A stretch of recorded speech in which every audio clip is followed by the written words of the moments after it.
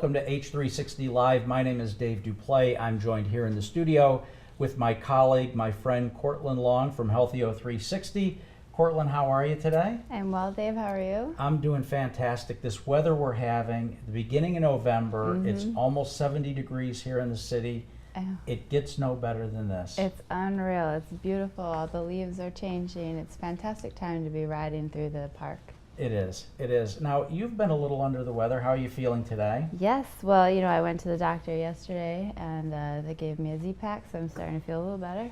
Okay, Yeah. great. We have a fantastic show for you guys today.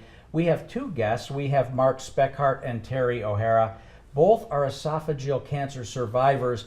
These guys don't really fit the typical profile of an esophageal cancer patient, as you'll see here in a minute. We've got so many things to ask them. So, guys, welcome to the show. Thank you. Before we get started, I just want to address with the audience some things about esophageal cancer here, because just to kind of set the stage, and here's some numbers from 2014. The data that we have suggests that an estimated number of people who've been diagnosed with esophageal cancer in 2014 was 18,170. Okay, so keep that in mind, 18,170. The estimated number of people who passed away from esophageal cancer in that same year was 15,450. That's 85%. That's a huge number. I'm going to throw one more piece of data out here at you. Esophageal cancer represents only 1% of all new cancers diagnosed every year within the U.S. So that is a relatively low number. However, the survival rate for those who are diagnosed, that's a big number, 85%. It tells me we've got to do a lot more on research. We're going to talk a little bit about that. But guys, welcome again to the show. Mark, this is your third go around here with us at H360 Live. Thank you. Yeah, for having me. It's good to have you back. And Terry, you're a newcomer, so Thank you for having me. You follow Mark's lead, and everything is going to be fine. We have so many things that we want to talk to you guys about, your journey and your diagnosis, in so little time, unfortunately. So, Courtland, let's jump right in. Yes. Well, again, guys, thank you so much for coming in. And as Dave mentioned earlier, you guys are a little bit of an anomaly in the esophageal cancer world. So can you kind of give us a little bit about your background and walk us through your journey a little bit? You want to go first? Go ahead. Okay. I was diagnosed when I was 42 years old, and that was August of 2011. Father of three, married my childhood sweetheart, actually high school, and I was on a business trip, and I felt when I was away, I had something to eat for dinner, and something just seemed off. So returning back stateside, I ended up going in to see my doctor, and I had an endoscope done. And we found out that I actually had a 3-centimeter tumor at the base of my esophagus. Wow. You're faced with something that you never ever dreamed you'd ever be faced with. Yeah. And Terry, how about you? Did you also feel something a little not right? I mean, tell us your... Yeah, the main symptom that most esophageal cancer patients do present with is difficulty swallowing. I did present with that. I also had a few other symptoms, such as pain directly behind the breastbone. Mine wasn't as sudden, I guess, or unexpected, because I got diagnosed with something called Barrett's esophagus from 9/11 back in 2006. So I've been scoped and monitored since 2006 because Barrett's esophagus leads to esophageal adenocarcinoma. Usually takes years and years and years for the changes to take place, different stages of dysplasia. Unfortunately, mine went from Barrett's esophagus to stage 3 esophageal cancer in a matter of about 5 months. So now you were a 9/11 first responder. Yes. And you get diagnosed, and along the way, so what day exactly was your diagnosis? April 19th of this year, 2015. Yeah, that's not a day you're going to forget. Absolutely not. Yeah. And so, Mark, you went to see your doctor, and what happened? Well, I had the scope. I went back 2 days later. They got the biopsy back, and it came back positive of having the endocarcinoma.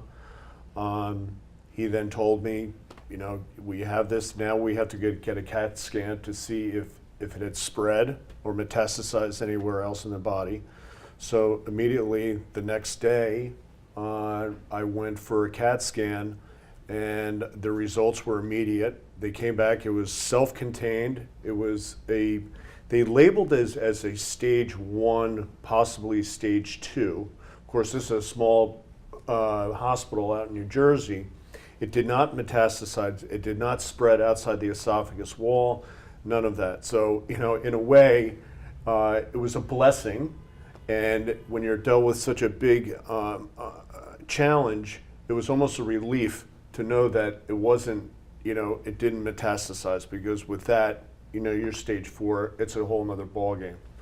So at that point, I started making phone calls, and my friends, and I had a good friend of mine who was actually at Sloan Kettering for leukemia, and we ended up tracking down Dr. Ilsen at Sloan Kettering, and from that, his team, which I ended up getting an appointment with Dr. Nabil Risk, who was the one of the surgeons over there, and I met with him, and he goes, "Mark, you're stage 3." And at that point, I was just, what do I do? What happens at this point? And he goes, "Well, we have a protocol, and the protocol is going to be, you're going to do chemotherapy, radiation, 28 shots of radiation, and with chemotherapy, and then we'll do a series of PET scans and CAT scans in between that, and see how things are going," which, thank God for me, the tumor shrank within the first 2 chemotherapies. It actually decreased by 1/3. And then it's basically a month off or 6 weeks off, and then you have the full surgery where they remove the lower part of your esophagus and hopefully only 20% of your stomach. Wow. Now, Terry, we know that you also started at a different hospital, and then you also came to Memorial Sloan Kettering. Did you follow the same path as Mark did? Very similar. I was originally diagnosed because I had all my scope work done out in Stony Brook. When I was diagnosed, they told me straight out, "You don't need us anymore. You need Sloan Kettering." Mm-hmm. So the 9/11 Health Foundation got me into Sloan Kettering fairly quickly. There was about a 7 to 8 day break in between diagnosis and going to meet my surgeon for the first time, which was the worst 8 days of my life. Mm-hmm. You couldn't imagine what's running through your head. But once I got to Sloan Kettering and met with a professional, these are the best doctors in the world for this disease. They do put you at ease, even though this is a very deadly disease where the statistics are not on your side. They're very hopeful, and they're treating me with curative intent, not palliative. They're not just trying to make me feel a little bit better. They're going to try and cure me. Mm-hmm. So I did the same thing as Mark. I went through the chemo, the first 2 types of chemo that they gave me. My cancer did not respond to because I have a different type of a cell called signet ring cell, which is very chemo and radiation resistant. So they switched up my protocol to 2 different types of chemo. I responded a little bit better to that. There was nothing else to switch me to, so we had to just continue it. They also added in daily radiation, and 2 weeks before surgery, they did a PET scan. They found out that the tumor responded very well, which was kind of shocking to this treatment. I had the surgery, the same type of surgery as Mark, the Ivor Lewis esophagectomy. They took 2/3 of my stomach, 2/3 of my esophagus, and about 1/3 of my stomach. They relocated my stomach from its normal location to just above my heart, and it's about the size of my fist now. So Terry, you had mentioned that you had about 8 days between the first hospital and getting into Memorial Sloan Kettering. So what did you do during those 8 days? Those 8 days were the worst 8 days of my life, and I've been through some pretty horrendous things in my short life. There was a lot of crying, a lot of trying to reassure my wife that everything was going to be fine when I did not know. I didn't have any information. I was relying on Google, which is the worst source of information for looking up any type of medical information about yourself, because it always ends in death. So don't Google anything. Other things, I started planning for the future. I started making sure all of my affairs were in order. I started writing letters to my wife and 2 children for the next 20 years for them to open up on birthdays, because once I saw the statistics of this disease, I was convinced this is the end. So yeah, the first 8 days were the worst, but once I got to Sloan Kettering and met with the professionals and got their plan for me, which was curative, my mindset changed and I went into fight mode, and I just pressed on and said, this is not going to beat me. It doesn't stand a chance. Now, Mark, you kind of had a little interesting situation as well, because you got the word that you had cancer. You go out to your car, and what happens? I went to go turn on the ignition, and the check engine light comes on. I didn't tell anybody yet. I hadn't called my wife. I was just like, oh my gosh, what's going to happen? And you sit in fear. You don't know. You just got hit with something that was completely unexpected. And I called my wife, Danielle, and I said, I have cancer. And she lost it, and I lost it. It was, so I went home, and we just, we hugged, and it was just, we had to figure out what we were going to do. And just like Terry said, I didn't go to Google. I knew that was one thing I didn't want to do. But of course, people did go to Google, meaning my wife went to Google. Bad idea. Bad idea. And I could just start to see the fear in her eyes, in her face. And for us was that our children were still very small. So we said, listen, until we figure out what is reality here, let's not go crazy, and let's keep it away from the children, and so on. So the following day, I went and had that CAT scan, and the CAT scan read that it was they thought a stage 1 or 2, and that it didn't metastasize outside the esophagus, but there was a tumor there. They thought my stomach was clear, but again, I'm in a small little hospital in New Jersey, and at that point, you start calling up your friends, your relatives, and then, thank God for every one of them, the support. I ended up going to Sloan and made the appointment at Sloan, where I had Nabil Risk, and he said it flat out. He goes, Mark, you're stage 3. And he goes, but you know what? We'll get you through. He goes, I see this all the time, and we have a protocol, and the protocol is this. And and they set the plan forward, and then at that point it was immediate. So I just started on the protocol, and just like Terry, you go in a fight mode, and you realize that it's all about the way you program your brain. You had it too. You get to a point where you say, there's no fear. I'm going to stare this thing down, I'm going to get through it, and there's no fear. And even though you're scared, you're super scared, you just, every day, knowing that you have the support from the hospital, from the doctors, from the staff, reassuring you that, listen, we see this, we know what to do, and there's going to be a chunk of responsibility that's going to be put back on you, meaning it's all up here, and you got to work through it, and we'll be there with you, and we're going to get through it.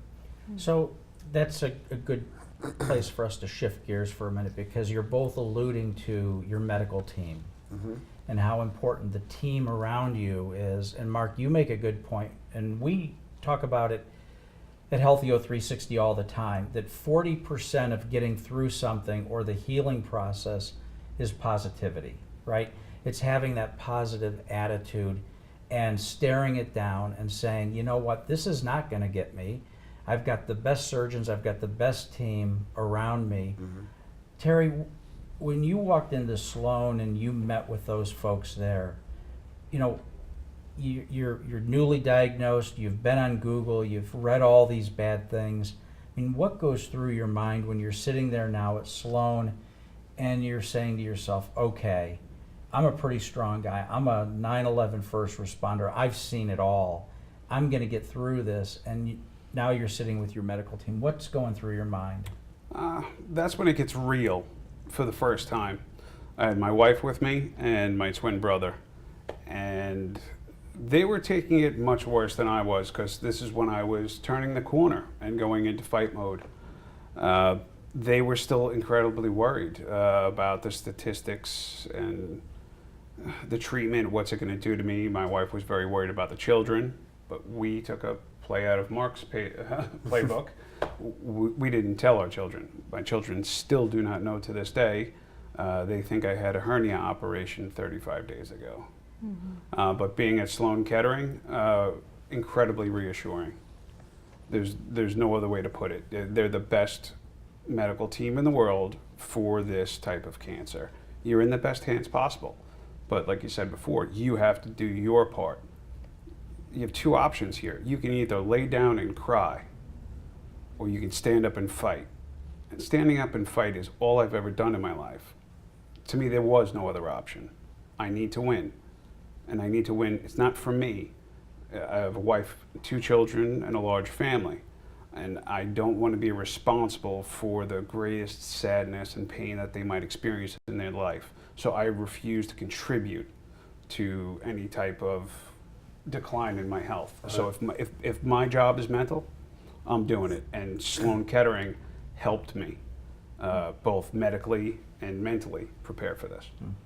So Terry, you have a large family, and Mark, we know you have a rather large family as well. How did you guys go about telling your families as a whole, you know, not just your wife and your kids, but the extended family?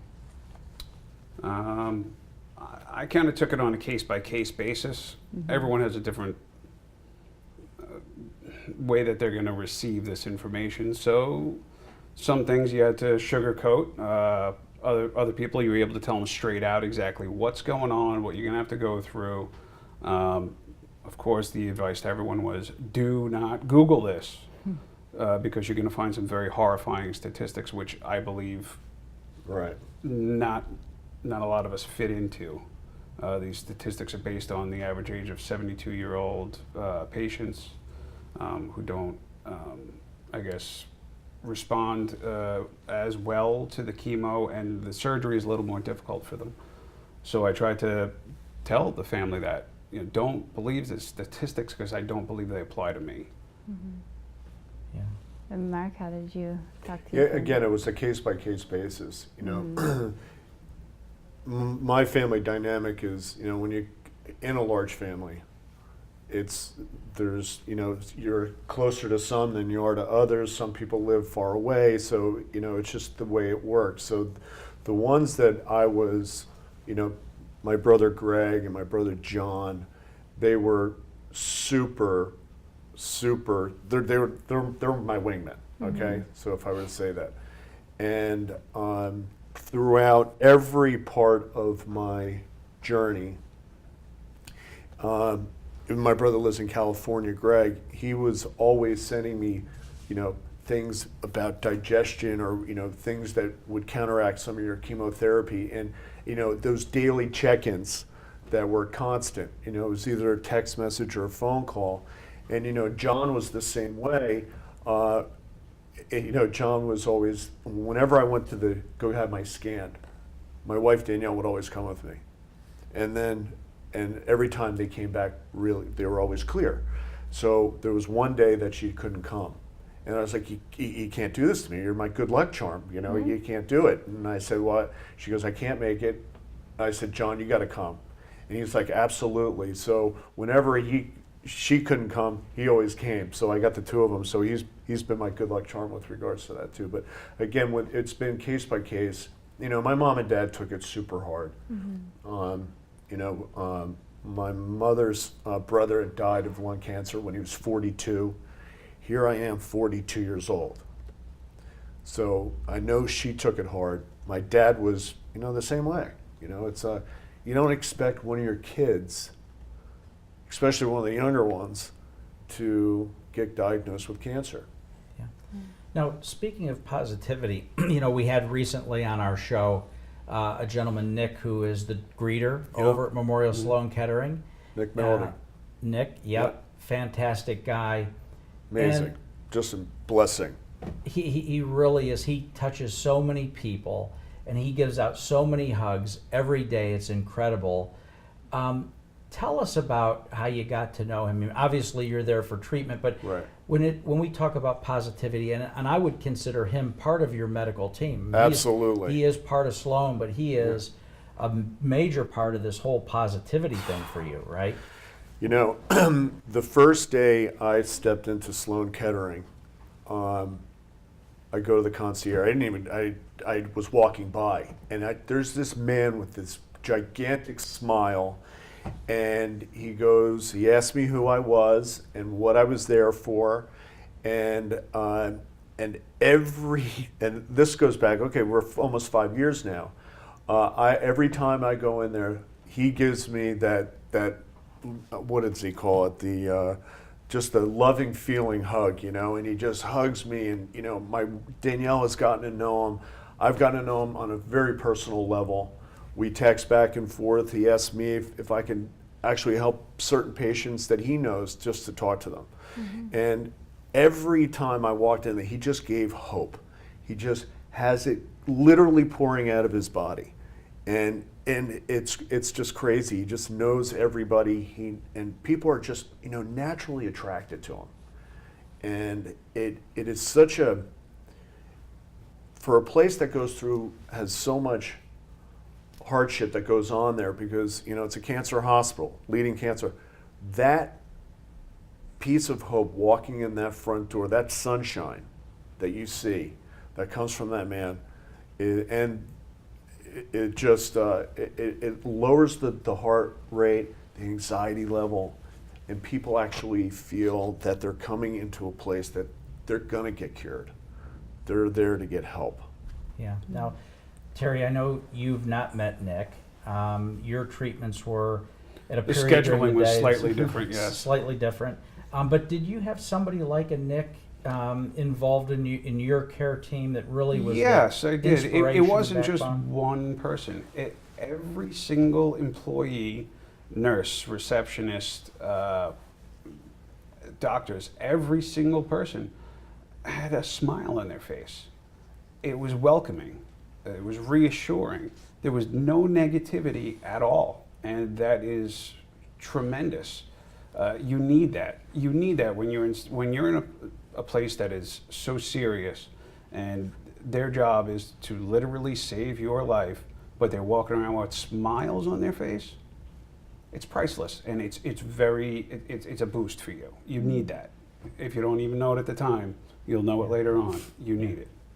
Now, But that's also why I have him. yes, this is exactly what I wanted to start to talk about, that, you know, people may be wondering what the connection is between the two of you. And Mark is your patient advocate, and Mark, we've had your advocate on before. So do you guys want to talk a little bit about how you got introduced? Sure, absolutely. Like I said, that 7 or 8 days after I was diagnosed was my dark period, I guess you could call it. After that, I became incredibly proactive. I tracked down every survivor that I could find. In addition to survivors, I got in touch with Sloan Kettering. I found a very obscure little phone number for patient support services on their website. I said, maybe there's something here for me. So I called them up, and I told them I'd like to find somebody around my age that's had this disease and the surgery at Sloan Kettering. What are the chances you have somebody like that I could speak to? They said, well, we actually have a patient advocate program, and we have somebody around your age that went through the same exact thing. and we'll take your information, we'll give it to him, and he'll be in touch with you. And shortly thereafter, I received a phone call. We've been best buds ever since. Absolutely. So Mark, that's interesting. So you've gone through this patient advocacy program at Memorial Sloan Kettering. They're passing your name on. When you reach out to somebody, and having gone through it yourself, you've walked a mile in their shoes, right? Right. As they say. What's your approach when you pick up the phone and you call Terry? How do you get that conversation started? You're a total stranger. You have one thing in common, that's for sure, a big Right, thing. right. How do you start that conversation? Well, first I introduced myself, and that I got your number from Sloan, and I hear you got a little cancer, just a little bit, and I had a little cancer, and I don't have a little cancer anymore. It's all gone, and I'm here for you to answer any question that is going on. What I would say at that time, because it's the very beginning, in the squirrel cage, because your brain is just going a million miles a minute, and you, as a patient, don't know what to ask or know or expect. And I just sit there and I said, ask me anything you want. There's actually no barriers here. Go ahead and ask me whatever you want, and I'll be as honest as possible. I won't push the limit, but it's just merely listening at that point. And then after a while, you just become friends. I mean, we Absolutely. became friends. We text, day, night, weekends, kids' pictures. I'm at the soccer games. I'm at fishing. I'm doing this. I'm doing that. Wives, you develop a relationship. And after a while, it's been, I'll tell you, it's been amazing. It really has, been. and it's been a very short time. Yeah. And it blossomed into a great friendship. He has that effect on people. He does. Honestly, right? I've called him this giant tsunami of positive energy, or my skinny white Buddha. I actually needed him. He's the yin to my yang. I'm a very aggressive, very type A type personality, and he's the guy that kind of comes in and knocks me down a little bit, brings me back down to where I should be, takes the stress out, shows me how to deal with things in a different way, opened my eyes to new things, meditations and herbal supplements. A little bit of We everything. even passed a few quotes back and forth. That actually, I think I love Dr. Seuss, and Dr. Seuss always, he sent me a good one. yeah. Which one was that? You remember? Troubles. Troubles. That's right. So Mark, I want you to share with us, our viewers at home, you've got a real interesting story that you've shared with me and several others here in the office about it's all green lights. Yes. Share that with us if you would. Well, all green lights was the day I got out of the hospital. 10 days, not the record 7 days that you pulled off, which is just phenomenal. But on the 10th day, my surgeon says, "You're going home." And I said, "Really?" And he goes, "Yep, put on your clothes and you're out of here." And I said, "No wheelchair down to the lobby or anything?" He goes, "Walk out this door, get in the elevator, and get out of here." So as I'm walking out of the hospital with my brother, John, and my wife Danielle, and it was like a 70-degree day in January. It was amazing, and I'm just like soaking up the sun. And my brother's like, "Come on, Mark, let's pick me up in the car." And we drove down New York. Well, we got in the car, and when we jumped in the car, he looked at me, and he goes, "Mark, listen, it's all green lights. You're perfect." And we jumped in the car, and we drove all the way down New York, hitting every light that was green, onto the FDR, all the way through to 78 to take me out to Jersey, and it was all green lights. And it's been all green lights ever since. And that's what I always tell people, because there was something special, and there were many special things that happened to me when I was at Sloan that will forever change me as a person and some of them on a very spiritual level, and that just maybe gave me this need to want to be able to give back and help people. And every person that I say to them, all green lights, because it will be. You just have to program your brain. And my brother, he came up with it. He penned the name, the saying, so, but I've used it ever since. Amazing. Mark, you have this phenomenal green light story, and Terry, you set the record and got the entrance onto the freeway. You know, so how are you guys both approaching life differently as a survivor? You definitely see things differently. You don't take as many things for granted. I'm not sure if I can technically call myself a survivor. I only had surgery 35 days ago, which most people look at me and go, "What? You know, you had such a major surgery." I recovered fairly quickly, but the life changes that follow, there's a lot of them. Everything from eating to sleeping, planning your rest schedule. Most people have to sleep up on a 45-degree angle because you don't have a sphincter muscle anymore in between your esophagus and stomach, so your stomach juices can come up and you can aspirate them, so you have to sleep. Kind of sitting up lazy boy style. Eating, you have to eat tiny meals, 4 or 5 ounces, you know, a quarter of what you used to eat. And most people have to eat like that, you know, 5-6 meals a day. Mine is a little bit different. I eat 3 times a day. It's different for everyone. Right. There is no cookie cutter recovery at all. I think a lot of the things that helped me was information that Mark gave me and I remember the one that you survivors told me. gave me. He told me one day, he's like, you know what, if I drink water when I eat, I get sick. So he goes, so I stopped drinking water. And I'm like, oh yeah, that's right. That's, you know, you can't drink water when you eat. He's like, thanks a lot for that piece of information. I could have used last week. But that's what we're both here for each other for everything. Yeah. You know, our community is made up of all different kinds of people with all different kinds of conditions and caregivers. We have a very large cancer community at Healthio 360. If you could just say, give, one piece of advice to somebody who's watching this show who's either newly diagnosed or in the beginning of the journey, doesn't necessarily have to be with esophageal cancer, but beginning the journey with whatever the condition is that is in front of them that they're now faced with, what would that be? Mark, let's start with you. I would say surround yourself with the most positive environment. Love yourself. Fall in love with yourself.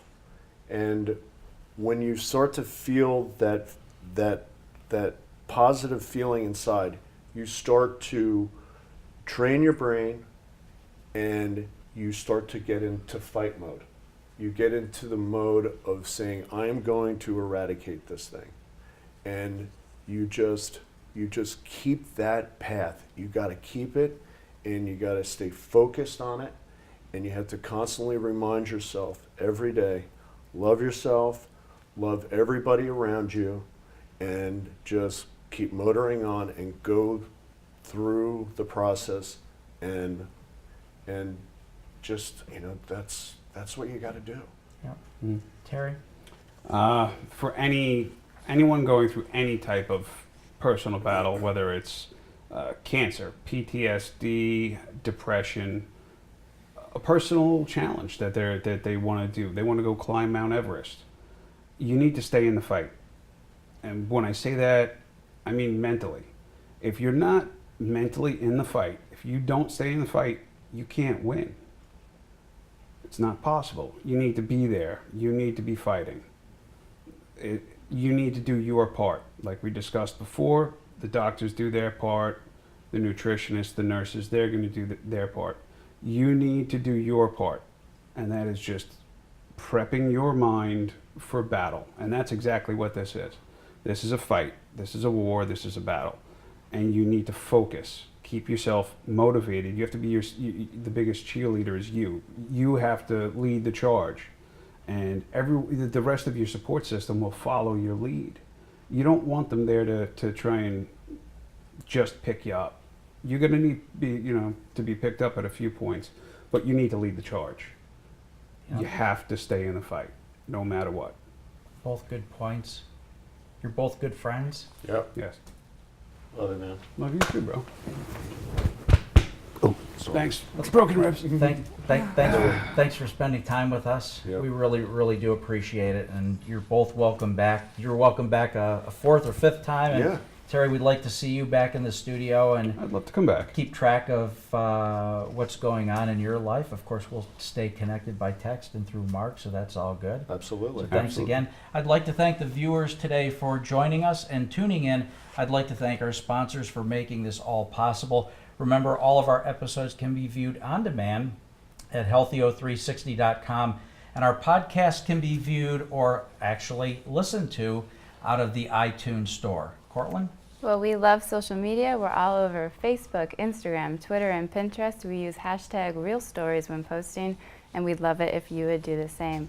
On behalf of Dave Duplay, myself, and the entire Healthyo360 family, we'd like to thank you again for joining us today. We hope you have a great day, and we look forward to seeing you again next week.